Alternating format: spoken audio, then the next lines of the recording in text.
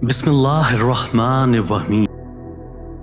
वो लोग बहुत खुशकिस्मत हैं जिनमें ये 3 आदतें पाई जाती हैं। जिसकी ज़बान उसके काबू में हो, जिस आदमी का घर सब के लिए खुला हो, यानी दोस्त अजीज़ व अकारब के लिए।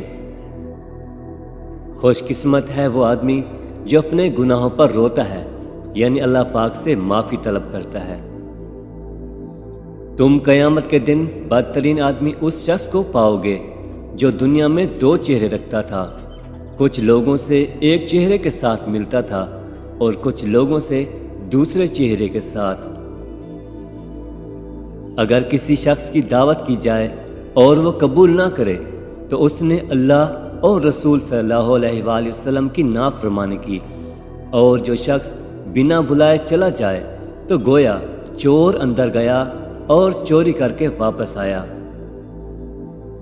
मुझे रमज़ान के रोज़े रखने से और मस्जिद हराम में एतकाफ़ बैठने से ये चीज़ ज़्यादा अजीज़ है कि मैं बावक्त ज़रूरत अपने भाई की मदद करूं।